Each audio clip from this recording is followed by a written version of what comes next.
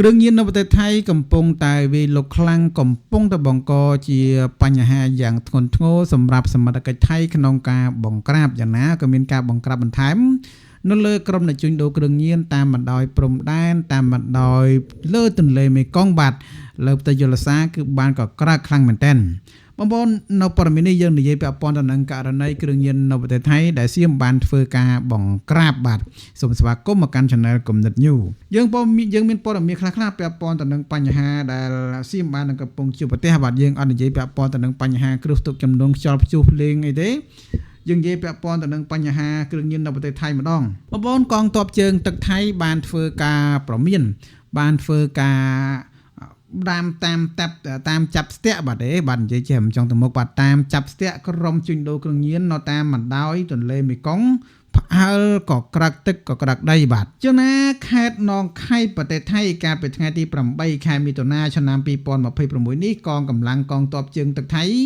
បន្តយុទ្ធនាការបង្ក្រាបការរត់ពន្ធគ្រឿងញៀនយ៉ាងក្តៅកគុកតាមបណ្ដោយព្រំដែនទន្លេមេគង្គនៅក្នុងកិច្ចប្រតិបត្តិការចុងក្រោយនេះអង្គភាពរក្សាសន្តិសុខសណ្ដាប់ធ្នាប់របស់ថៃតាមបណ្ដោយទន្លេមេគង្គប្រចាំតំបន់ខេត្តនងខៃបានបើកការបង្ក្រាបនិងស្ទាក់ចាប់ក្រុមអក្រិតជនជួញដូរគ្រឿងញៀនកិច្ចពន្ធគ្រឿងញៀនយ៉ាម៉ាដ៏ធំមួយដែលបានរឹបអូសថ្នាំញៀនប្រមាណ7.2 លានគ្រាប់ឯណោះបាទពិតជាច្រើនមែនទែនព្រមទាំងខាត់ខ្លួនជនសង្ស័យបាន2នាក់និងរថយន្តដឹកទំនិញធុនតូច2គ្រឿងដើម្បីចាត់ការតាមនីតិវិធីច្បាប់លោកឧត្តមសេនីយ៍ប្រារ៉ាច់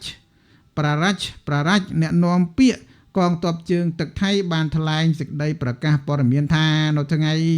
កើតហេតុគឺថ្ងៃទី8ខែមិថុនាកម្លាំងជំនាញនៃអង្គភាព NRKH ប្រចាំខេត្តនងខៃដែលកំពុងតែបំពេញបេសកកម្មល្បាតត្រួតពិនិត្យនិងទប់ស្កាត់បទល្មើសខុសច្បាប់តាមបណ្ដោយព្រំដែនបានធ្វើការបង្ក្រាបនិងរឹបអូសគ្រឿងញៀនខុសច្បាប់ប្រមាណជាង 19,000 គ្រាប់បាទ1លាន 9 សែនគ្រាប់បាទគឺពិតជាច្រើនមែនទែនបាទច្រើនមែនទែនកិច្ចប្រតិបត្តិការនេះគឺធ្វើឡើងនៅក្នុងចំណុចរង្វង់មាត់ច្រាំងទន្លេនៅក្នុងភូមិផាដែងឃុំសង្គមស្រុកសង្គមខេត្តនងខៃប្រទេសថៃផ្អែកតាមលទ្ធផលនៃកិច្ចប្រតិបត្តិការខាងលើនេះកងកម្លាំងសមត្ថកិច្ចបានធ្វើការឃាត់ខ្លួនជនសង្ស័យបាន3នាក់មួយឈ្មោះថាសូរ៉ាឆាច់បាទសូរ៉ាធីរ៉ាច់ដេងសាកុលមួយទៀតឈ្មោះថាអាពីស៊ីតស៊ីប៉ារ៉ាច់ស៊ីប្រៃបាទឈ្មោះគេប្រុសបាទទី3ឈ្មោះថាថាណាខុនខូឌូនុកណាខុនឌីណូឈ្មោះខិតណោបាទឈ្មោះនៃឈ្មោះបាក់អានណាបាទបាក់អានបាក់ស្ដាប់ទៅឈ្មោះថៃបាទជាមួយគ្នាសមត្ថកិច្ចក៏បានដកហូតរថយន្តដឹកទំនិញធុនធ្ងន់ធុនតូច2គ្រឿងដែលក្រុមសង្ស័យបានប្រើប្រាស់សម្រាប់ធ្វើសកម្មភាពដឹកជញ្ជូននិងចែកចាយគ្រឿងញៀននៅក្នុងខ្សែបណ្ដោ